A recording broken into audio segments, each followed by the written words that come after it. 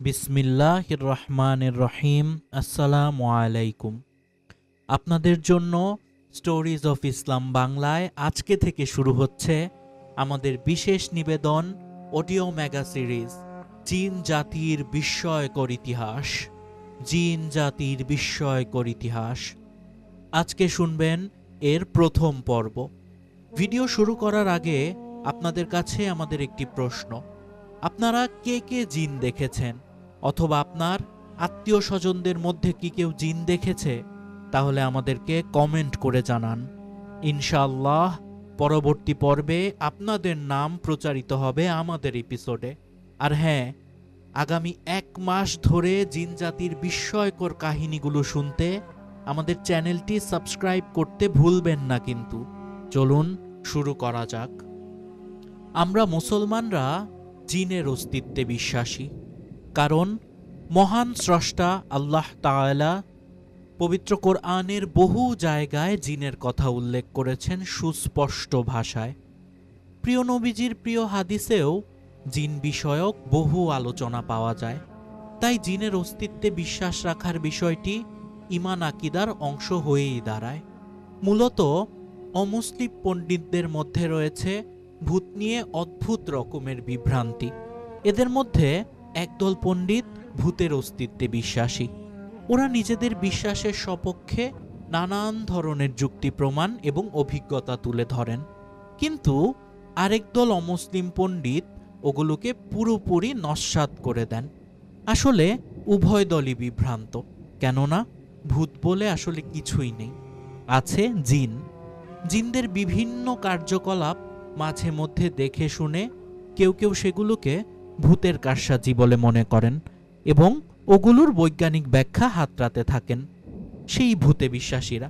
কিন্তু আমরা যারা জিনের অস্তিত্বে বিশ্বাসী, জিনদের বিষয়ে অনেক কিছুই জানি না। আমরা অনেকেই জানি না জিনরা কি খায়, কোথায় থাকে, কিভাবে বংশবৃদ্ধি করে, মরে গেলে ওদের দেহ কোথায় যায়, ইত্যাদি ইত্যাদি আরো অনেক কিছু। তাই সঙ্গত কারণেই আমাদের মনে জিনদের জীবনযাত্রা সম্পর্কে অজস্র কৌতূহল দেখা দেয়। জানতে ইচ্ছা হয় জিন বিষয়ক নানান খুঁটিনাটি ও গুরুত্বপূর্ণ তথ্য। কিন্তু দুঃখের বিষয়, আমাদের অনেকেরই এই স্বাভাবিক অনুসন্ধিৎসা বেশিরভাগ ক্ষেত্রেই পূরণ হয় না। কারণ জিন বিষয়ক নির্ভরযোগ্য বই পুস্তক যেমন স্বল্প তেমনি দুষ্প্রাপ্য, এবং বাংলা ভাষায় তো সেগুলো আরও অপ্রতুল। সেজন্যই আপনাদের জন্য স্টোরিজ অফ ইসলাম বাংলার বিশেষ প্রয়াস, আমাদের এই আয়োজন জিন জাতির বিস্ময়কর ইতিহাস। এর শুরুতে আমরা জানব যে জিন জাতির অস্তিত্ব সম্পর্কে। জিন জাতির অস্তিত্ব আসলে কি? জিন শব্দের অর্থ ও পরিচিতি। হযরত ইবনে দুরাইদ রহিমাহুল্লাহ বলেছেন, জিন জাতি মানুষদের থেকে আলাদা এক সৃষ্টি। জিন শব্দের মোটামুটি অর্থ গুপ্ত, অদৃশ্য, লুকায়িত, আবৃত প্রভৃতি। জিন্নাহ, জিন ও জান বলতে একই জিনিস বোঝালেও জিন হলো জিন্নাত বা জিন জাতির এক বিশেষ প্রজাতি। জিন কারা? হযরত আবু উমার আজ-জাহিদ বলেছেন, জিন্নাত বা জিন জাতির কুকুর ও ইতর শ্রেণীকে বলা হয় জিন। জান কারা? হযরত জাওহারি বলেছেন, জান হলো জিন জাতির বাপ বা আদি পিতা, অর্থাৎ আবুল জিন। জিনকে জিন বলা হয় কেন? হযরত ইবনে আকিল হাম্বালি রহিমাহুল্লাহ বলেছেন, লুকিয়ে থাকা ও চোখের আড়ালে থাকার কারণে জিনকে জিন বলা হয়। শয়তান কারা? আল্লামা ইবনে আকিল বলেছেন, শয়তানরা হলো এক শ্রেণীর জিন যারা আল্লাহর অবাধ্য এবং এরা অভিশপ্ত ইবলিশের বংশধরদের অন্তর্গত। মারাদাহ কারা? আল্লামা ইবনে আকিলের মতে, জিন জাতির মধ্যে যারা অত্যন্ত অবাধ্য ও চূড়ান্ত পর্যায়ের পথভ্রষ্ট তাদেরকে বলা হয় মারাদা। এবার চলুন দেখে নিই জিন জাতির শ্রেণী বিভাগ। হাফিজ ইবনে আব্দুল বার বলেছেন, ভাষা বিশারদদের মতে জিনদের কয়েকটি শ্রেণী রয়েছে, যেমন জিন অর্থাৎ সাধারণ জিন, আমির যাদেরকে বহু বচনে বলা হয় উম্মার, এরা মানুষের সাথে থাকে, আরওয়া যারা মানুষের সামনে আসে, শয়তান যারা উদ্ধত এবং অবাধ্য, এবং ইফরিত ইফরিত শ্রেণীর জিনরা হচ্ছে শয়তানের চাইতেও বিপজ্জনক। জিন জাতির অস্তিত্বের প্রতি সব মুসলমান একমত। শায়খ তাকিউদ্দিন ইবনে তাইমিয়া রহিমাহুল্লাহ বলেছেন, দলমত নির্বিশেষে মুসলমানদের কেউই জিন জাতির অস্তিত্ব অস্বীকার করেনি। অধিকাংশ কাফিরও জিনদের অস্তিত্ব স্বীকার করে, কেননা জিনদের অস্তিত্ব সম্পর্কে নবী রাসূলদের উক্তি লাগাতারভাবে সকল শ্রেণীর মানুষের কাছ পর্যন্ত পৌঁছেছে, যা আমখাস নির্বিশেষে সকলের পক্ষে জেনে নেওয়া স্বাভাবিক। কেবল অজ্ঞ দার্শনিকদের নগণ্য এক গোষ্ঠী ছাড়া জিন জাতির অস্তিত্বকে কেউই অস্বীকার করে না। কাদরিয়া ফিতরার অভিমত কি? কাজী আবু বাকর বাকিলানি বলেছেন, কাদরিয়া ফিকরার পুরনো যুগের অধিকাংশ মুরব্বী তো জিন জাতির অস্তিত্ব স্বীকার করতেন, কিন্তু বর্তমানের মুরব্বীরা অস্বীকার করেন। অবশ্য এদের মধ্যে কিছু মানুষ এখনও জিনদের অস্তিত্ব স্বীকার করেন এবং বলেন জিনদের শরীর সূক্ষ্ম হওয়ার কারণে এবং ওদের মধ্যে রশ্মি প্রবাহের জন্য আমরা দেখতে পাই না। আবার ওই ফিরকার কতক ব্যক্তির মতে জিনদের দেখা না যাওয়ার কারণ ওদের কোনো রং বা বর্ণ না থাকা, যেমন হাওয়ার কোনো রং নেই বলে হাওয়া দেখা যায় না বা বাতাস দেখা যায় না, সেজন্যই জিনদের কোনো রং বা বর্ণ নেই বলে জিনদেরও দেখা যায় না। এই তো আমরা জানলাম যে জিন জাতির অস্তিত্ব এবং শ্রেণীবিন্যাস কি কি। এবার চলুন দেখার চেষ্টা করি যে জিন জাতির উৎপত্তি হয়েছে কোথা থেকে। জিনদের সৃষ্টি হযরত আদম আলাইহিস সালামের 2000 বছর আগে। হযরত আব্দুল্লাহ বিন ওমর বিন খাস রাহিমাহুল্লাহ বলেছেন, জিন জাতিকে সৃষ্টি করা হয়েছে হযরত আদমের 2000 বছর আগে। জিনেরা পৃথিবীতে বাস করত মানুষের আগে। হযরত ইবনে আব্বাস রাদিয়াল্লাহু বলেছেন, জিনেরা পৃথিবীতে এবং ফিরিশতারা আসমানে থাকত। এরাই ছিল আসমান ও জমিনের অধিবাসী। প্রত্যেক আসমানে আলাদা আলাদা ফিরিশতারা থাকত এবং প্রত্যেক আসমানবাসীর নামাজ, তাসবিহ ও দোয়া ছিল নির্ধারিত। প্রতিটি উপরের আসমানের বাসিন্দারা তাদের নিচের আসমানবাসীদের চেয়ে বেশি দোয়া করত, বেশি নামাজ ও তাসবিহ পড়ত। মোট কথা, আসমানে বাস করত ফেরেশতা মণ্ডলী ও জমিনের বুকে জিন জাতি। এবার দেখি চলুন আদি জিনের আকাঙ্ক্ষা কি ছিল। হযরত ইবনে আব্বাস রাদিয়াল্লাহু বলেছেন, আল্লাহ তাআলা আবুল জিন্নাত বা জিন জাতির আদি পিতা আবুল জিন্নাতকে, যার নাম ছিল সামুম, তাকে আগুনের শিখা দিয়ে সৃষ্টি করার পর বলেন, তুমি কিছু কামনা করো। সে বলে, আমার কামনা হলো এই যে আমরা সবাইকে দেখব, কিন্তু আমাদের যেন কেউ না দেখে এবং আমরা যেন পৃথিবীতে অদৃশ্য হতে পারি, আর আমাদের বৃদ্ধরাও যেন যুবক হয়, তারপর মারা যায়। অতএব তার এই কামনা পূরণ করা হয়। এজন্য জিনেরা নিজেরা তো দেখতে পায়, কিন্তু অন্যদের চোখে পড়ে না এবং মারা গেলে জমিনের মধ্যে গায়েব হয়ে যায়, আর জিনেদের বুড়োরাও জোয়ান হয়ে মারা যায়। ইবলিশ পৃথিবীতে বাস করছে কবে থেকে? জুয়াইবির ও উসমান নিজেদের সনদ সহকারে বর্ণনা করেছেন, আল্লাহ তাআলা জিন জাতিকে সৃষ্টি করার পর তাদেরকে পৃথিবীতে বসবাস করার নির্দেশ দিলেন। তারা এই পৃথিবীতে আল্লাহর একান্ত অনুগত হয়ে চলতে লাগলো। অবশেষে দীর্ঘকাল কেটে যাবার পর ওরা আল্লাহর অবাধ্যতা শুরু করে দিল এবং খুন খারাপি করতে লাগলো। ওদের এক বাদশা ছিল, যার নাম ছিল ইউসুফ। তাকে ওরা মেরে ফেলল। তখন আল্লাহ ওদের উপর দ্বিতীয় আসমানের ফিরিশতাদের এক বাহিনী পাঠালেন। ওই বাহিনীকে বলা হতো জিন। ওদের মধ্যে ইবলিশও ছিল। ইবলিশ ছিল 4000 জনের সর্দার।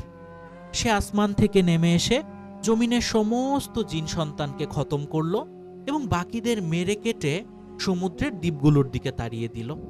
তারপর ইবলিশ তার বাহিনী সমেত এই জমিনেই থাকতে লাগলো।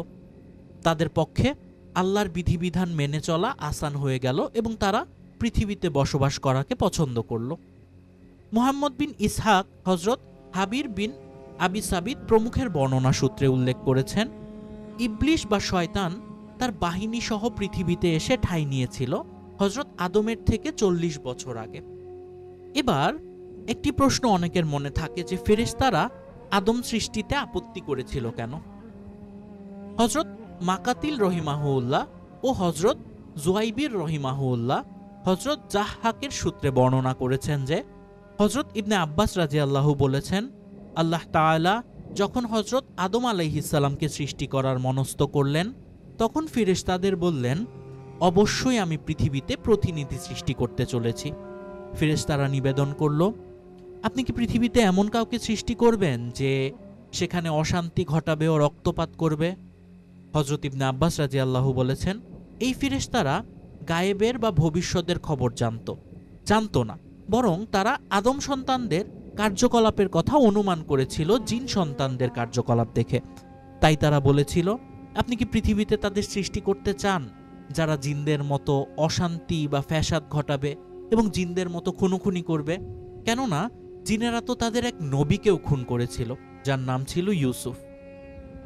হযরত ইবনে আব্বাস রাদিয়াল্লাহু বলেছেন, আল্লাহ তাআলা জিন জাতির প্রতি একজন রাসূল পাঠান, যিনি জিন সম্প্রদায়কে নির্দেশ দেন আল্লাহর আনুগত্য করার, তার সাথে অন্য কাউকে শরিক না করার এবং পরস্পর খুনাখুনি বন্ধ করার। কিন্তু যখন জিনেরা আল্লাহর অনুগত্য ছেড়ে দিল এবং খুনোখুনি আরম্ভ করল, তখন ফেরেশতারা বলেছিল যে আপনি কি পৃথিবীতে এমন কাউকে সৃষ্টি করবেন যে সেখানে ফ্যাসাদ করবে ও রক্ত বওয়াবে? আমি অর্থাৎ আল্লামা জালালউদ্দিন সুয়ুতী রহিমাহুল্লাহ বলছেন যে উল্লেখিত দুটি বর্ণনার সনদ সূত্র জাল। আবু হুজাইফা কাযযাব বা মিথ্যুক এবং জুয়াইবার পরিত্যাজ্য বা মাতরুক। আর জাহাক রহিমাহুল্লাহ হযরত ইবনে আব্বাসের থেকে সরাসরি শুনেননি। অবশ্য হাকিম রহিমাহুল্লাহ তার মুস্তাদরাকে হযরত ইবনে আব্বাস রাদিয়াল্লাহু এর এই বর্ণনা উল্লেখ করেছেন এবং এটিকে তিনি সহিহ বলে স্বীকৃতি দিয়েছেন। অর্থাৎ হযরত ইবনে আব্বাস রাদিয়াল্লাহু কোরআনের এই আয়াতাংশের ব্যাখ্যা প্রসঙ্গে বলেছেন, হযরত আদম আলাইহিস সালামের সৃষ্টির 2000 বছর আগে পৃথিবীতে বাস করত জিন সম্প্রদায়। তারা পৃথিবীতে অশান্তি ছড়ায় এবং রক্তপাত ঘটায়। তখন আল্লাহ পাক একদল ফেরেশতা বাহিনী পাঠান। সেই বাহিনী জিনদের মেরে সমুদ্রের দ্বীপগুলোয় নিয়ে গিয়ে ছেড়ে দেয়। অতঃপর যখন আল্লাহ বলেন, নিশ্চয়ই আমি পৃথিবীতে এক প্রতিনিধি বানাবো, তখন ফেরেশতারা বলতে থাকে যে আপনি কি পৃথিবীতে এমন লোকদের সৃষ্টি করবেন যারা অশান্তি ছড়াবে এবং সেখানে রক্তারক্তি করবে, যেমনটা করেছিল জিনেরা? তখন আল্লাহ বলেন, নিশ্চয়ই আমি জানি যা তোমরা জানো না। সুতরাং এই বর্ণনাটি আসলে অনেকের ক্ষেত্রে জাল বা নকল হাদিস হিসেবে পরিগণিত হয়, আবার অনেক আলেমরা বলেছেন যে এটি সহিহ। এর ব্যাপারে আল্লাহ তাআলাই ভালো জানেন। এবার চলুন দেখি জিন জাতির সৃষ্টি হয়েছে কোন দিনে। হযরত আবুল আলিয়ার বর্ণনা মতে আল্লাহ তাআলা ফেরেশতাদের সৃষ্টি করেছেন বুধবারে, জিনদের সৃষ্টি করেছেন বৃহস্পতিবারে এবং হযরত আদমকে সৃষ্টি করেছেন শুক্রবারে। এবার চলুন তো দেখি যে কার আগে কে এসেছে। হযরত ইবনে আব্বাস রাদিয়াল্লাহু এর বাচনিকে হযরত ওয়াহাবের বর্ণনা মতে আল্লাহ তাআলা সৃষ্টি করেছেন জান্নাতকে জাহান্নামের আগে, আপন রহমতকে গজবের আগে, আসমানকে জমিনের আগে, সূর্য ও চাঁদকে নক্ষত্রের আগে, দিনকে রাতের আগে, পানি ভাগকে স্থলভাগের আগে, সমভূমিকে পাহাড় পর্বতের আগে, ফেরেশতাদেরকে জিনদের আগে এবং জিন জাতিকে মানব জাতির আগে এবং পুরুষ জাতিকে স্ত্রী জাতির আগে। এ ব্যাপারে বিভিন্ন প্রমাণ সূত্র রয়েছে, যেমন আল মুবতাদায়ের ইসহাক বিন বশিরের যিনি বর্ণনাগুলো করেছেন সেগুলো থেকে, অর্থাৎ এবং এটি জোহরুল জাহবাগের সূত্র থেকে বর্ণনা করেছেন জুয়াইবার বিন সাইদ, অর্থাৎ মানব শিশু শেষ বয়সে বৃদ্ধ হয়ে মারা যায় কিন্তু জিনেরা মারা যায় বৃদ্ধ থেকে ফের জোয়ান হবার পর, ইত্যাদি বিভিন্ন প্রমাণ সূত্র রয়েছে। এবার চলুন দেখি জিন ও ইনসানের মূল উপাদানগুলো কি। আগুন আর মাটি, এই দুইটি হচ্ছে জিন এবং ইনসানের মূল উপাদান। পবিত্র কোরআনে আল্লাহ বলেছেন, আমি আদমের আগে জিনকে সৃষ্টি করেছি লু এর আগুন, অর্থাৎ অত্যন্ত সূক্ষ্ম হওয়ার জন্য অতৃষ্ণ বায়ুতে পরিণত হয়েছে এমন আগুন দিয়ে। তিনি জিনকে সৃষ্টি করেছেন বিশুদ্ধ ধোঁয়াবিহীন আগুনের শিখা থেকে। আল্লাহর সঙ্গে কথা বলার সময় ইবলিশ বলেছে, আপনি আমাকে সৃষ্টি করেছেন আগুন দিয়ে এবং আদমকে সৃষ্টি করেছেন কাদামাটি দিয়ে। আগুনের তৈরি জিনকে আগুন জ্বালাবে কিভাবে? এই ব্যাপারে নিশ্চয়ই আপনাদের মনে একটি প্রশ্ন আসছে। আবুল ওয়াফা ইবনে আকিল বলেছেন, এক ব্যক্তি জিনদের সম্পর্কে প্রশ্ন করল। আল্লাহ তাআলা জিনদের বিষয়ে বলেছেন যে ওদের আগুন থেকে সৃষ্টি করা হয়েছে এবং এও বলেছেন যে উল্কা ওদের ক্ষতি করে এবং জ্বালিয়েও দেয়। তা আগুন, তাইলে আগুনকে কিভাবে জ্বালায়? এই প্রশ্নের উত্তরটি হচ্ছে, আল্লাহ তাআলা জিন জাতি ও শয়তানদের আগুনের সাথে সম্বন্ধ যুক্ত করেছেন ওই অর্থে যে অর্থে মানুষকে সম্পৃক্ত করেছেন মাটি, কাদা ও শুকনো ঝনঝনে মাটির সাথে। অর্থাৎ মানুষ সৃষ্টির মূল উপাদান কাদামাটি হলেও মানুষ কিন্তু প্রকৃতপক্ষে কাদামাটি নয়। তেমনি জিনরাও আগুনের উপাদানে সৃষ্ট, কিন্তু জিন মানেই কিন্তু আগুন নয়। এর প্রমাণ রাসূলুল্লাহ সাল্লাল্লাহু আলাইহি ওয়াসাল্লামের এই বাণী, শয়তান নামাজের মধ্যে আমার মোকাবিলা করেছে, তো আমি তার গলা টিপে দিয়েছি এবং তার থুথুর শীতলতা নিজের হাতে অনুভব করেছি। সুতরাং যে স্বয়ং দাহ্য আগুন হবে তার থুতু ঠান্ডা হতে পারে কেমন করে? বরং তার থুতু তো না হবারই কথা। আশা করি আমার এই বক্তব্যের যথার্থতা পরিষ্কার হয়ে গেছে। রাসূলুল্লাহ সাল্লাল্লাহু আলাইহি ওয়াসাল্লাম ওই থুতুকে এমন পানির সাথে উপমা দিয়েছেন যা কুয়া খোঁড়ার সময় বের হয়। কিন্তু যদি ওরা আগুনরূপী হতো তাহলে তিনি ওদের আকার আকৃতির তথা অগ্নিশিখা ও জ্বলন্ত অঙ্গারের কথা উল্লেখ করেননি কেন? কাজী আবু বকর বাকিলানি বলেছেন, জিন জাতি আগুন থেকে সৃষ্টি হবার কারণে আমরা এসব বিষয়ে চিন্তা ভাবনা করি না যে আল্লাহ তাআলা ওদেরকে মানুষের সমাজে প্রকাশ করবেন, ওদের শরীর স্থূল করে দেবেন, ওদের মধ্যে এমন গুণাবলী সৃষ্টি করবেন যেগুলো আগুনের গুণ বা ধর্মের চেয়ে অতিরিক্ত হবে। ফলে ওরা নিজেদের আগুন হওয়া থেকে অতিক্রম করে যাবে এবং আল্লাহ বিভিন্ন আকার আকৃতিও সৃষ্টি করবেন ওদের জন্য। এবার চলুন জিন জাতির আকার আকৃতির ব্যাপারে আরেকটু গভীরভাবে আমরা আলোকপাত করার চেষ্টা করি ইনশাআল্লাহ। বিভিন্ন আকৃতি নিয়ে বিভিন্ন আলেমদের উক্তি। কাজী আবু ইয়াউলা আল ফারা বলেছেন, জিনদের আকার আকৃতি বিভিন্ন রকমের হয়, কিন্তু শরীরের গঠনে একে অপরের সাথে মিল থাকে এবং তথ্য ঠিক যে জিনরা সূক্ষ্মদেহী, এ তথ্যটা ঠিক। আবার একথাও ঠিক যে ওরা স্থূলদেহী, অর্থাৎ দুইটাই, ওরা সূক্ষ্মদেহীও আবার স্থূলদেহী। কিন্তু মুতাজিলা সম্প্রদায় এ মতের বিরোধী। ওদের মতে জিনদের দেহ স্থূল নয়, সূক্ষ্মই, এবং অত্যন্ত সূক্ষ্ম বলেই আমরা ওদের দেখতে পাই না। জিনদের দেখা যেতে পারে কি না এ ব্যাপারে কাজী আবু বকর বাকিলানি রহিমাহুল্লাহ বলেছেন, আমি বলছি যেসব মানুষ জিনদের দেখেছে তারা প্রকৃতই দেখেছে, কেননা আল্লাহ তাআলা জিনদের দৃশ্যরূপ সৃষ্টি করেছেন এবং আল্লাহ যেসব জিনিসের দৃশ্যরূপ সৃষ্টি করেননি তাদের কেউ দেখতে পারে না। এই জিনেরা বিভিন্ন আকৃতির ও কোমল দেহ বিশিষ্ট হয়। জিনদের শরীর কি সূক্ষ্ম? অধিকাংশ মুতাজিলা বলেন জিনদের শরীর সূক্ষ্ম এবং অবিমিশ্র।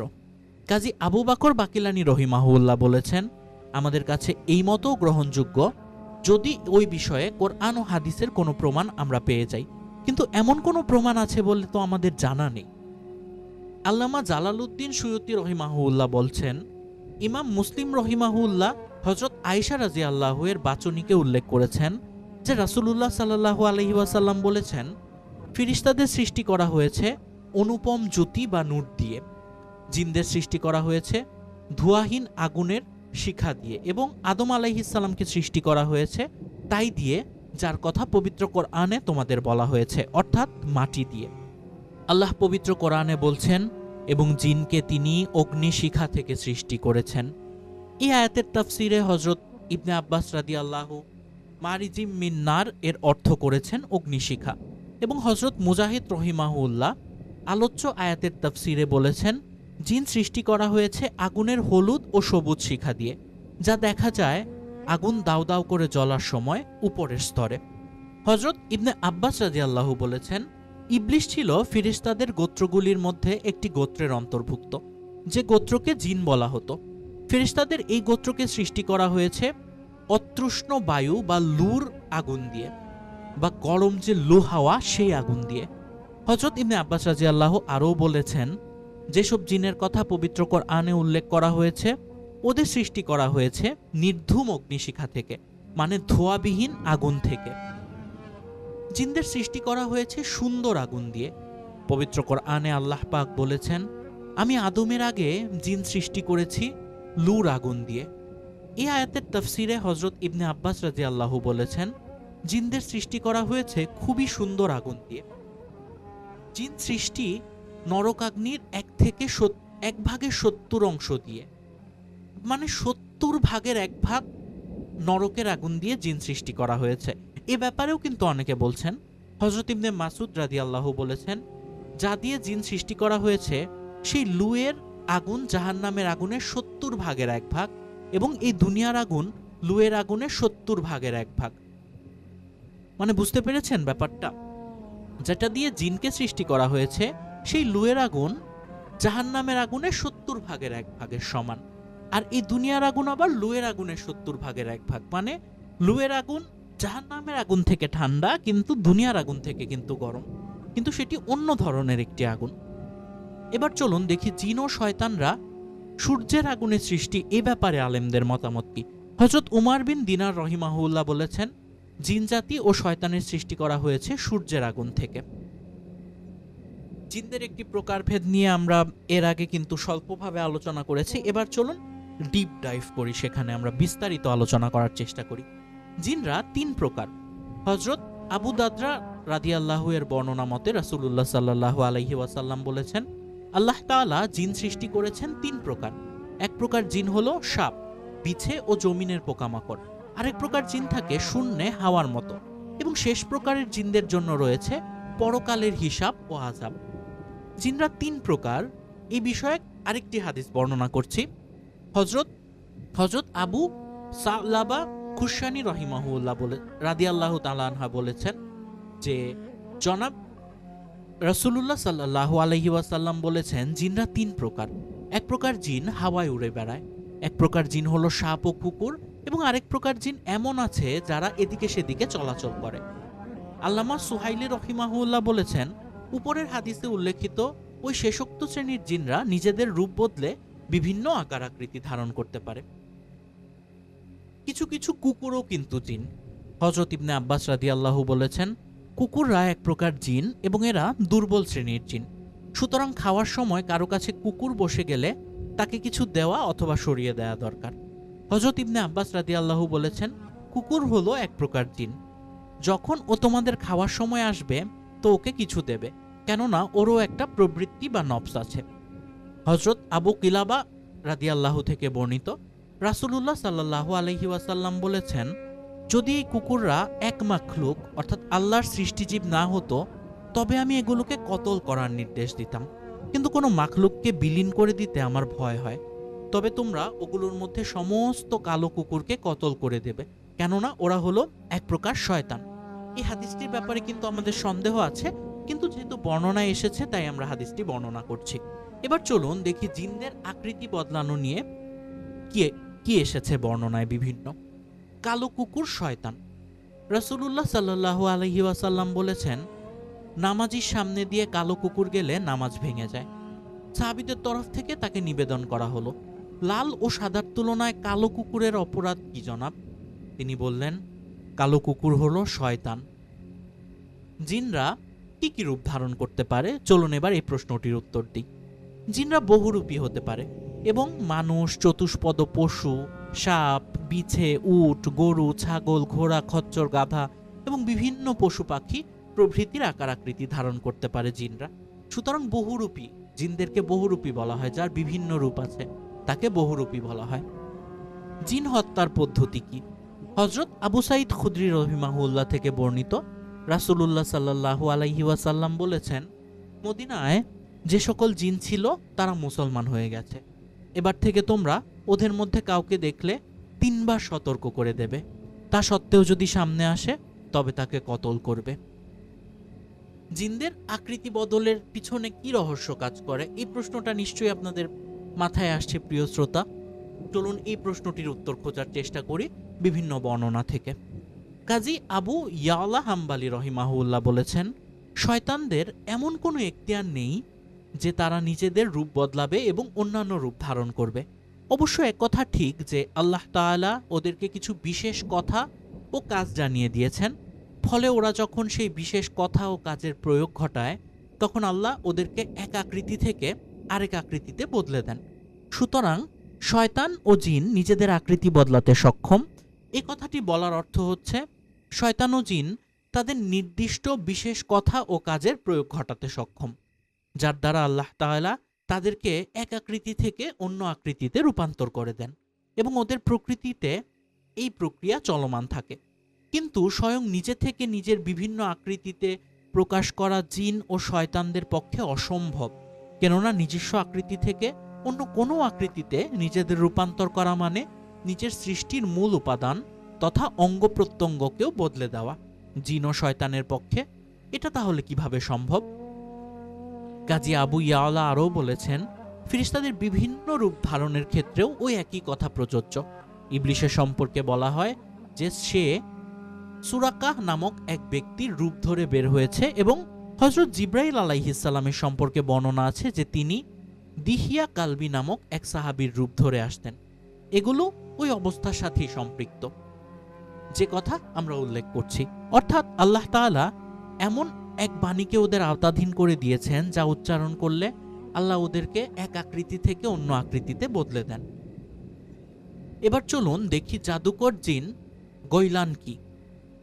একবার হযরত ওমর রাদিয়াল্লাহু এর সামনে গৈলানের কথা উল্লেখ করা হলে তিনি বলেন, কারো এই ক্ষমতা নেই যে সে আল্লাহর সৃষ্টি করা আকৃতি বদলে দিতে পারবে, কিন্তু মানব সমাজের জাদুকরদের মতো জিনদেরও জাদুকর হয়, ওদের দেখলে আজান দেবে। হযরত আব্দুল্লাহ বিন উবাইদ বিন উমাইর রাদিয়াল্লাহু থেকে বর্ণিত, রাসূলুল্লাহ সাল্লাল্লাহু আলাইহি ওয়াসাল্লামকে গৈলানের বিষয়ে প্রশ্ন করা হলে তিনি বলেন, ওরা হলো জাদুকর জিন। গৈলান দেখলে মানুষ তাহলে কি করবে? হযরত সাদ বিন আবি ওয়াক্কাস রাদিয়াল্লাহু বলেছেন, আমাদের নির্দেশ দেওয়া হয়েছে যে আমরা গৈলান দেখলে যেন আজান দিই। এবার চলুন দেখি নেওয়া যাক শয়তানকে ছুরি মারার সেই ঘটনাটি। এটি একটি বিখ্যাত ঘটনা। হযরত ইবনে আব্বাস রাদিয়াল্লাহু এর ছাত্র হযরত মুজাহিদ রহিমাহুল্লাহ বলেছেন, আমি নামাজ শুরু করলে শয়তান হযরত ইবনে আব্বাস রাদিয়াল্লাহু এর রূপ ধরে আমার সামনে আসতো। পরে হযরত ইবনে আব্বাসের একটি কথা আমার মনে পড়ায় আমি নিজের কাছে একটি ছুরি রেখে দিলাম। তারপর সেই শয়তান আমার কাছে আসলে আমি তার উপর চড়াও হলাম এবং তাকে ছুরিবিদ্ধ করলাম। সে আঘাত সহ্য করতে না পেরে সে দরাম করে পড়ে গেল। এই ঘটনার পর আমি আর কখনো তাকে দেখিনি। এটি ছিল একটি ইন্টারেস্টিং স্টোরি। এবার চলুন যে দেখি 2 আঙ্গুল বিশিষ্ট জিন। হযরত উকবার ঘটনার বর্ণনা এসেছে এটি। হযরত উকবার বর্ণনা করছেন, হযরত ইবনে জুবাইর রাদিয়াল্লাহু একবার এমন একজনকে হাওদার কাপড়ের উপর দেখলেন যার উচ্চতা মাত্র 2 আঙ্গুল। হযরত ইবনে জুবাইর তাকে জিজ্ঞেস করলেন, তুই কি? কিরে তুই কি? সে বলল, আমি বেটে বামন। হযরত ইবনে জুবাইর রাদিয়াল্লাহু বললেন, তুই তো জিনদের অন্তর্গত। তারপর তার মাথায় ছড়ি দিয়ে এক ঘা মারতে সে পালিয়ে গেল। আরেকটি ঘটনা দেখি চলুন। জিনদের অন্তর্গত কিছু কুকুর এবং উট রয়েছে। কাজী আবু ইয়ালা হাম্বালি রহিমাহুল্লাহ বলেছেন, রাসূলুল্লাহ সাল্লাল্লাহু আলাইহি ওয়াসাল্লাম কুকুরের সম্পর্কে এ মর্মে বলেছেন যে কুকুর হলো শয়তান। যদিও কুকুর কুকুরের থেকে পয়দা হয়, তেমনি উটের সম্পর্কে তার উক্তি, উট হলো জিন, যদিও সে উট থেকে জন্মায়। এই হাদিসটি কিন্তু বলছেন কাজী আবু ইয়ালা হাম্বালি রহিমাহুল্লাহ, যেটির বিশুদ্ধতা সম্পর্কে কিন্তু আমরা নিশ্চিত নই। এটির ব্যাখ্যায় কি বলা হয়েছে? উপরে বর্ণিত হাদিসে মহানবী সাল্লাল্লাহু আলাইহি ওয়াসাল্লাম কুকুর ও উটকে জিন বলেছেন দৃষ্টান্ত বা উপমা স্বরূপ। এটি কিন্তু আমরা ব্যাখ্যা করতে পারি। তাহলে কিন্তু দেখুন হাদিসটি যদি সহিও হয়, নবীজি কিন্তু কুকুর এবং উটকে জিন হিসেবে উপমা বা রূপক হিসেবে বলেছেন। ম্যাটাফোর যেটাকে আমরা বলি, ম্যাটাফোর হিসেবে তিনি এদেরকে জিন বলেছেন। অর্থাৎ তিনি জিনের সাথে কুকুর এবং উটের সাদৃশ্যের কথা বলেছেন। কেননা কালো কুকুর সাধারণত অন্যান্য কুকুরদের চাইতে বেশি দুষ্ট এবং সবচেয়ে কম উপকারী হয়, এবং উট কষ্ট সহ্য করা ও ভারী বোঝা বওয়ার দিক দিয়ে জিনদের সাথে মিল রাখে, সেজন্য হয়তো নবীজি বলেছেন। কতিপয় সাপও কিন্তু জিন হয়। আল্লামা জালালউদ্দিন সুয়ুতী রহিমাহুল্লাহ বলছেন, ইবনে আনআম রহিমাহুল্লাহ বলেছেন, জিনরা 3 প্রকার। প্রথম প্রকার, জিনদের ভালো মন্দ কাজের দরুন সাওয়াবও আছে, আযাবও আছে। দ্বিতীয় প্রকার, আসমান ও জমিনের মাঝখানে উড়ে বেড়ায়। এবং তৃতীয় প্রকার জিনরা হলো সাপ এবং কুকুর। সাপের আকারে রূপান্তরিত জিন। হযরত ইবনে আব্বাস রাদিয়াল্লাহু থেকে বর্ণিত, রাসূলুল্লাহ সাল্লাল্লাহু আলাইহি ওয়াসাল্লাম বলেছেন, সাপ হলো রূপান্তরিত জিন, যেমন বাদর ও শূকরে রূপান্তরিত হয়েছিল বনি ইসরাইল। হযরত ইবনে আব্বাস রাদিয়াল্লাহু বলেছেন, সাপ রূপান্তরিত যেমন বাদর ও শূকর রূপান্তরিত মানুষ। জিনেরা হয় সাদা সাপ। জাদুকর জিনদের তদবির করেছেন কি? হযরত জাবির রাদিয়াল্লাহু থেকে বর্ণিত, রাসূলুল্লাহ সাল্লাল্লাহু আলাইহি ওয়াসাল্লাম বলেছেন, তোমরা রাতের বেলা সফর করবে, কেননা রাতে জমিনকে সংকুচিত করে দেয়া হয়। আর জাদুকর জিন গয়লান যখন তোমাদের পথ ভুলিয়ে দিবে তখন তোমরা আজান দিবে, যার রহমতে আল্লাহর ফেরেশতারা পথ ভুলা হয়ে মানুষদের ঠিক পথে আনিয়ে দিবেন ইনশাআল্লাহ। এবার চলুন জিনদের খানাপিনা নিয়ে আলোচনা করি। জিনরা পানাহার করে কিনা এ ব্যাপারে কিন্তু আমাদের সবার মনে প্রশ্ন আছে। আমরা অনেকে মনে করি যে জিনদের কোনো খাদ্যের প্রয়োজন হয় না, আবার আমরা অনেকে মনে করি যে জিনদের খাদ্যের প্রয়োজন হয়, অনেক খারাপ জিনিস খায়, ভালো জিনিস খায়। আমাদের মধ্যে বিভিন্ন রকম আলোচনা সমালোচনা আছে। চলুন এই ব্যাপারটা একটু ক্লিয়ার করার চেষ্টা করি। কাজী আবু ইয়ালা রহিমাহুল্লাহ বলেছেন, মানুষদের মতো জিনরা পানাহারও করে, অর্থাৎ তারা পানও করে, খাবারও গ্রহণ করে, পরস্পরের মধ্যে বিয়ে শাদিও করে এবং প্রায় সকল জিনই এতে শরিক আছে। বহু সংখ্যক আলেমের অভিমত কিন্তু এটাই। তবে এ বিষয়ে কিছু আলেমের মতভেদ রয়েছে। কেউ কেউ বলেছেন যে জিনদের খানাপিনা বলতে কেবলমাত্র শোকা ও হাওয়া টানা বোঝায়, চিবায় ও গিলে নেওয়া নয়। অর্থাৎ জিনরা খাবার শুকে এবং হাওয়া হিসেবে টেনে নেয়, কিন্তু জিনরা চিবোয় বা গিলে এ ব্যাপারে কেউ কেউ বলেছেন। এটা এমন এক কথা যার কোনো প্রমাণ নেই। অধিকাংশ আলেম বলেছেন জিনরা খাদ্যবস্তু চিবায় এবং গিলেও নেয়। আবার আলেমদের একটি দল এই মতের দিকে ঝুঁকেছেন যে কোনো জিনই খায় না, পানও করে না। এ কথা গ্রহণযোগ্য নয় আমাদের মতে, কারণ বেশিরভাগ আলেম মত দিয়েছেন যে জিনরা খানাপিনা করে। আরেক দল বলছেন যে এক শ্রেণীর জিন পানাহার করে এবং আরেক শ্রেণীর জিন পানাহার করে না। হযরত ওয়াহাব বিন মুনাব্বিহ রহিমাহুল্লাহকে প্রশ্ন করা হয় যে জিনরা পানাহার, মৃত্যুবরণ এবং পারস্পরিক বিয়ে শাদী করে কিনা। এর উত্তরে তিনি বলেন, জিন কয়েক প্রকার। এক প্রকার হলো হাওয়া, এক প্রকার জিন হলো হাওয়া যারা হাওয়ায় মিশে থাকে। ওরা না খায় দেয়, না মরে আর না বাচ্চা দেয়। আরেক প্রকার জিন এমন যারা খায়, পান করে, মারা যায় এবং একে অন্যের সাথে বিয়ে শাদিও করে। ইয়াজিদ বিন জাবির, যিনি ছিলেন একজন তাবি, তিনি বলেছেন, সকল মুসলমানদের ঘরবাড়ির ছাদে মুসলমান জিনরা বসবাস করে। যখন বাড়ির মানুষদের জন্য খাদ্যবস্তু রাখা হয় তখন সংশ্লিষ্ট বাড়ির জিনরা নেমে এসে তাদের সাথে আহার করে, এবং যখন বাড়ির লোকদেরকে রাতের খাবার দেওয়া হয় তখন ওরা নেমে এসে তাদের সাথে রাতের খানা খায়। এসব জিনের মাধ্যমে আল্লাহ তাআলা দুষ্ট জিনদের অনিষ্ট থেকে মুসলমানদের হেফাজত করেন। এবার চলুন দেখি যে হযরত আলকামা রহিমাহুল্লাহ জিনদের খাবার সম্পর্কে কি বলেছেন। তিনি বলছেন, আমি হযরত ইবনে মাসুদ রাদিয়াল্লাহুকে নিবেদন করি, আপনাদের মধ্যে কেউ লাইলাতুন জিন অর্থাৎ জিনের রাতে রাসূলুল্লাহ সাল্লাল্লাহু আলাইহি ওয়াসাল্লামের সাথে ছিলেন কি? তিনি বললেন, আমাদের মধ্যে কেউ রাসূলুল্লাহ সাল্লাল্লাহু আলাইহি ওয়াসাল্লামের সাথে ছিলাম না, কিন্তু এক রাতে আমরা তাকে মক্কায় অনুপস্থিত পেলাম। আমরা বললাম, হয়তো তিনি আচমকা কাফিরদের হাতে ধরা পড়েছেন এবং তাকে গুম করে ফেলা হয়েছে। আমাদের মুসলমান সম্প্রদায়ের ওই রাতটা কাটলো খুবই খারাপ অবস্থায়, প্রচণ্ড দুশ্চিন্তাগ্রস্ত অবস্থায়। যখন সকাল হলো দেখা গেল তিনি হেরা পর্বতের দিক থেকে আগমন করছেন। হেরা হতে হেলে দুলে নুরানি তনু ওকে আসে হায়, সারা দুনিয়ার হেরে মের পর্দা খুলে খুলে যায়, সে যে আমার কমলিওয়ালা কমলিওয়ালা। সেই বিখ্যাত গানের মতো সেই হেরা পর্বতে নবীজি নবুয়াত পেয়েছিলেন। তো সাহাবী বলছেন, তিনি দেখলেন যে হীরা পর্বতের দিক থেকে নবীজি আগমন করছেন। তখন আমরা অর্থাৎ সকল সাহাবীরা গত রাতের উদ্বেগের কথা তাকে জানালাম। তিনি বললেন, একটি জিন এসে আমাকে দাওয়াত দিয়েছে, সুতরাং আমি তার সাথে চলে গিয়েছি এবং তাদেরকে পবিত্র কোরআন পড়ে শুনিয়েছি। এরপর রাসূলুল্লাহ সাল্লাল্লাহু আলাইহি ওয়াসাল্লাম আমাদের নিয়ে গেলেন, জিনদের নিদর্শন দেখালেন, ওদের আগুনের চিহ্ন দেখালেন।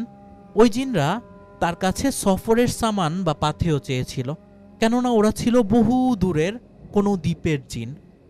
তো প্রিয় নবী সাল্লাল্লাহু আলাইহি ওয়াসাল্লাম বলছেন, তোমাদের খাদ্য এমন সব হার যার প্রতি আল্লাহর নাম নেওয়া হয়েছে, অর্থাৎ আল্লাহর নাম নিয়ে বা বিসমিল্লাহ বলে জবে করা পশুর হাড় জিনরা খাদ্য হিসেবে ব্যবহার করতে পারবে। মুসলমান জিনদেরকে নবীজি এই কথা বলছেন। এবং সর্বপ্রকার গোবর হলো তোমাদের চতুষ্পদদের খাবার। এবং জিনদের যারা চতুষ্পদ বা গৃহপালিত প্রাণী আছে, ডোমেস্টিক অ্যানিমেলস যারা আছে, তাদের খাবার কি? গোবর। প্রসঙ্গত তিরমিজি শরীফে আছে জিনদের খাদ্য সেই পশুর হাড় যেই পশু জবাই করার সময় বিসমিল্লাহ বলা হয় না। সুতরাং মুসলিম ও তিরমিজির হাদিসদ্বয়ের মধ্যে সমতা হবে এভাবে যে মুসলিম শরীফের হাদিসে মুসলমান জিনদের খাবার এবং তিরমিজি শরীফের হাদিসে কাফির জিনদের খাবারের কথা বলা হয়েছে। রাসূল সাল্লাল্লাহু আলাইহি ওয়াসাল্লাম বলেছেন, তোমরা এই দুটি জিনিস হাড় ও গোবর দিয়ে ইস্তেঞ্জা করো না। এটি নবীজি আমাদের প্রতি বলছেন, যে উম্মতদের প্রতি বলছেন, মানুষকে বলছেন যে তোমরা এই দুটো জিনিস দিয়ে ইস্তেঞ্জা করো না। একটি হচ্ছে হাড় আর একটি হচ্ছে গোবর। কেননা এ দুটো হলো তোমাদের জিন ভাইদের খাবার বা খোরাক। আল্লামা সোহাইলি বলেছেন, উপরে বর্ণিত উক্তি অর্থাৎ হাড় ও গোবর জিনদের খাবার, সহিহ হাদিসে এর সমর্থন আছে। হযরত আবু হুরায়রা রাদিয়াল্লাহু থেকে বর্ণিত, রাসূলুল্লাহ সাল্লাল্লাহু আলাইহি ওয়াসাল্লাম একবার তাকে আবু হুরায়রাকে বলেন, আমার জন্য পাথর খুঁজে নিয়ে এসো, আমি ইস্তেঞ্জা করব। হাড় কিংবা শুকনো গোবর দিয়ে নিয়ে এসো না যেন। হযরত আবু হুরায়রা জিজ্ঞেস করলেন, গোবর ও হাড়ের বিশেষত্ব কি? তো নবীজি সাল্লাল্লাহু আলাইহি ওয়াসাল্লাম বলেন, এ দুটো জিনদের খাদ্য। আমার কাছে নাসিবাইনের জিনদের এক প্রতিনিধি দল এসেছিল। ওরা ছিল সৎ জিন। ওরা আমার কাছে সফরকালীন পাথেয় চাইতে আমি ওদের জন্য আল্লাহর কাছে দোয়া করেছিলাম যে তোমরা কোনো হাড় ও গোবরের কাছ দিয়ে গেলে তাতে নিজেদের খাদ্য মজুদ পাবে। জনৈক জিনের একটি আবেদন। হযরত জাবের বিন আব্দুল্লাহ রাদিয়াল্লাহু বলেছেন, একবার রাসূলুল্লাহ সাল্লাল্লাহু আলাইহি ওয়াসাল্লামের কাছে আমি উপস্থিত ছিলাম। এমন সময় তার কাছে একটি সাপ এলো এবং তার এক পাশে দাঁড়িয়ে গেল। আমি তাকে নবীজির কাছাকাছি করে দিলাম। সাপটি নবীজির পবিত্র কানে যেন চুপি চুপি কিছু বলতে লাগলো। নবীজি বললেন, ঠিক আছে। তারপর সাপটি চলে গেল। তখন আমি নবীজির কাছে ব্যাপারটি কি জানতে চাইলাম। তিনি বললেন, ও ছিল এক জিন। ও আমাকে বলে গেল, আপনি আপনার উম্মত অর্থাৎ মানুষদেরকে বলে দিন যে ওরা যেন গোবর ও হাড় দিয়ে ইস্তেঞ্জা না করে, কেননা ওই দুটো জিনিসে আল্লাহ আমাদের আহার্য রেখেছেন। জিনদের খাদ্য হাড়, কয়লা, গোবর ইত্যাদিও হতে পারে। হযরত ইবনে মাসুদ রাদিয়াল্লাহু বলেছেন, রাসূলুল্লাহ সাল্লাল্লাহু আলাইহি ওয়াসাল্লামের কাছে জিনদের এক প্রতিনিধি দল এসে বলল, হে রাসূলুল্লাহ, আপনার উম্মতরা যেন হাড়, গোবর ও কয়লা দিয়ে ইস্তেঞ্জা না করে, কেননা আল্লাহ তাআলা ওগুলোয় আমাদের রিজিক নির্ধারিত করে দিয়েছেন।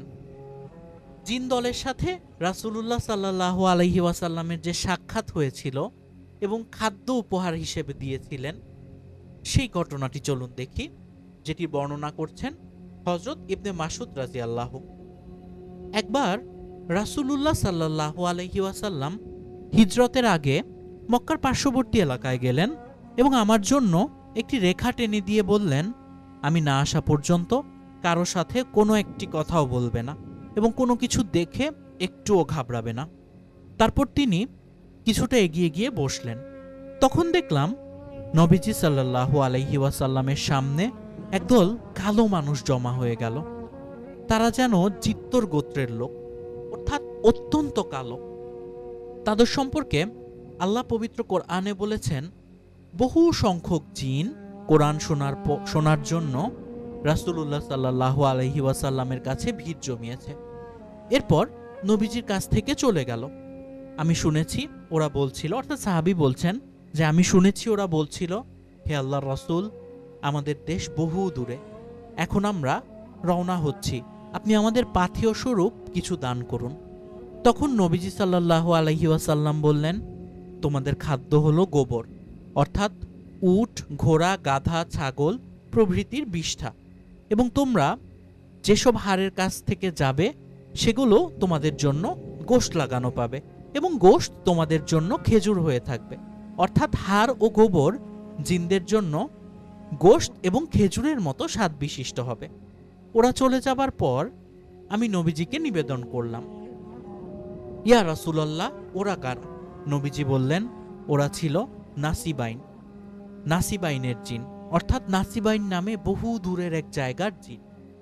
এবার আরেকটি বর্ণনা এসেছে যে শয়তান খানাপিনা করে বা হাতে, আমরা যেমন ডান হাতে খানাপিনা করি, শয়তান বা হাতে খাবার দাবার গ্রহণ করে। হযরত ইবনে উমর রাদিয়াল্লাহু থেকে বর্ণিত, রাসূলুল্লাহ সাল্লাল্লাহু আলাইহি ওয়াসাল্লাম বলেছেন, তোমাদের মধ্যে যখন কেউ আহার করে তখন যেন ডান হাত দিয়ে আহার করে এবং পান করার সময় যেন ডান হাত দিয়ে পান করে, কেননা শয়তান পানাহার করে বাম হাতে। হাফিজ ইবনে আব্দুল বার রহিমাহুল্লাহ বলেছেন, এই হাদিসে প্রমাণ আছে যে শয়তান খায় এবং পানও করে। দেখেছেন, আগে যেমন আমরা একটা কনফিউশনে ছিলাম না যে শয়তান কি খাবার দাবার গ্রহণ করে নাকি না, এ নিয়ে বিভিন্ন আলেমদের মধ্যে বিভিন্ন মত দেখা যাচ্ছিল, কিন্তু এই হাদিসটাতে কিন্তু আমরা ক্লিয়ার হলাম যে শয়তান খানাপিনা গ্রহণ করে। তবে একদল আলেম এই হাদিসটিকে রূপক বলে অভিহিত করেছেন, অর্থাৎ শয়তান বাম হাতে খেতে পছন্দ করে এবং এর দিকে ডাক দেয়। যেমন লাল রঙের বিষয়ে বর্ণনা আছে যে লাল রং শয়তানের শোভা এবং কেবল মাথায় পাগড়ি বাঁধা হলো শয়তানের পাগড়ি, অর্থাৎ টকটকে লাল কাপড় পরা এবং সামলা বা পাগড়ির যেই প্রান্ত মাথার পিছন দিকে ঝুলে সেটি না রেখে পাগড়ি পরা শয়তানি কাজ। শয়তান এ কাজ করতে প্ররোচনা দেয়। এই বক্তব্যে যে বর্ণনার হাওয়ালা আছে তা অত্যন্ত দুর্বল। হাদিসটি এই গ্রন্থের শেষের দিকে দেয়া আছে ইনশাআল্লাহ। ইবনে আব্দুল বার বলেছেন, আমাদের কাছে এ কথার কোনো মূল্য নেই। যেখানে প্রকৃত অর্থ হওয়া সম্ভব সেখানে রূপক অর্থ নেয়া অনর্থক। এবার দেখি চলুন, খাওয়ার আগে বিসমিল্লাহ বললে শয়তানের খাওয়া বন্ধ। হযরত হুযায়ফা রাদিয়াল্লাহু বলেছেন, রাসূলুল্লাহ সাল্লাল্লাহু আলাইহি ওয়াসাল্লামের সঙ্গে যখন আমরা কোনো খানার মজলিসে হাজির থাকতাম তখন তিনি শুরু না করা পর্যন্ত আমরা কেউই খাবারে হাত দিতাম না। একবারের ঘটনা, আমরা রাসূলুল্লাহ সাল্লাল্লাহু আলাইহি ওয়াসাল্লামের সঙ্গে খাওয়ার মজলিসে হাজির আছি। এমন সময় এক বেদুইন এলো, যেন তাকে কেউ খাবারের দিকে তাড়িয়ে এনেছে। সে এসেই খাবারের দিকে হাত বাড়ালো। রাসূলুল্লাহ সাল্লাল্লাহু আলাইহি ওয়াসাল্লাম তার হাত ধরে ফেললেন এবং তাকে বসিয়ে দিলেন। তারপর একটি মেয়ে বা বালিকা এলো, তাকেও যেন হাঁকিয়ে আনা হলো। মেয়েটি এসে খাবারের পাত্রে হাত দিতে উদ্যত হলো। নবীজি তারও হাত ধরে ফেললেন। তারপর তিনি বললেন যে খাবারে আল্লাহর নাম নেওয়া অর্থাৎ বিসমিল্লাহ বলে শুরু করা হয় না যে খাবার শয়তান তা নিজের জন্য হালাল করে নেয়, মানে শয়তান সেই খাবারে শরিক হয়ে যায়। আমরা খাওয়া শুরু করিনি দেখে শয়তান এই বেদুইনের সাথে খেতে এসেছিল, অর্থাৎ সাহাবীরা বলছে যে তখন বিসমিল্লাহ বলা হয়নি দেখে শয়তান এই বেদুইনের সাথে খেতে এসেছিল। আমি তার হাত ধরে ফেললাম। নবীজি বলছেন তার হাদিসে যে আমরা খাওয়া শুরু করিনি দেখে শয়তান এই বেদুইনের সাথে খেতে এসেছিল, আমি তার হাত ধরে ফেললাম, ফলে শয়তান সুযোগ পেল না। তাই সে ফের এই মেয়েটির সাথে এলো এবং এর মাধ্যমে খাবারে ভাগ বসাতে চাইল। এর হাতও আমি ধরে ফেললাম, যার আয়ত্তে আমার জীবন, সেই সত্তা আল্লাহর কসম। এই দুজনের হাতের সাথে শয়তানের হাতও এখন আমার হাতের মুঠোর মধ্যে। হযরত উমাইয়া বিন মুখী রাদিয়াল্লাহু বলেছেন, একবার রাসূলুল্লাহ সাল্লাল্লাহু আলাইহি ওয়াসাল্লামের উপস্থিতিতে এক ব্যক্তি খানা খাচ্ছিল। খাওয়ার শুরুতে সে বিসমিল্লাহ বলেনি। শেষ পর্যন্ত সে সবই খেয়ে ফেলল, কেবলমাত্র একটি লোকমা বা গ্রাস বাকি ছিল। সে সেই গ্রাসটি তুলে মুখে তোলার সময় বিসমিল্লাহি আউয়াল ওয়া আখিরা, অর্থাৎ এই খাবারের আগে ও পরে আল্লাহর নাম নেওয়া হলো, এই কথাটি বলল। তখন নবীজি সাল্লাল্লাহু আলাইহি ওয়াসাল্লাম হেসে ফেললেন এবং বললেন, শয়তান ওর সাথে খাবারে শরিক ছিল, কিন্তু যখনই ও আল্লাহর নাম নিয়েছে অমনি শয়তান যা কিছু তার পেটে গিয়েছিল সব বমি করে দিয়েছে। সুবহানাল্লাহ। দেখুন আল্লাহর নাম নিয়ে খাবার গ্রহণ করার কতটা বরকত। আমরা অনেক সময় খাবারের শুরুতে বিসমিল্লাহ বলতে ভুলে যাই এবং অনেক কাজ শুরু করার সময় আমরা বিসমিল্লাহ বলতে ভুলে যাই, কিন্তু আমাদের কিন্তু উচিত সকল প্রকার কাজ শুরু করার আগে বিসমিল্লাহ বলা। ইনশাআল্লাহ আল্লাহ আমাদের হেফাজত করুন। পরের পর্বে শয়তান এবং জিন জাতির বিস্ময়কর ইতিহাসের দ্বিতীয় পর্ব নিয়ে আপনাদের সামনে হাজির হব। সে পর্যন্ত আমাদের চ্যানেলটির সাথেই থাকুন। চ্যানেলটিকে প্লিজ আপনারা সাবস্ক্রাইব করে দিবেন যাতে আমরা নতুন নতুন কাজ করার উৎসাহ পাই। ধন্যবাদ সবাইকে। আসসালামু আলাইকুম। বিস্ময়কর ইতিহাসের দ্বিতীয় পর্ব নিয়ে আপনাদের সামনে হাজির হব। সে পর্যন্ত আমাদের চ্যানেলটির সাথেই থাকুন। চ্যানেলটিকে প্লিজ আপনারা সাবস্ক্রাইব করে দিবেন, যাতে আমরা নতুন নতুন কাজ করার উৎসাহ পাই। ধন্যবাদ সবাইকে। আসসালামু আলাইকুম।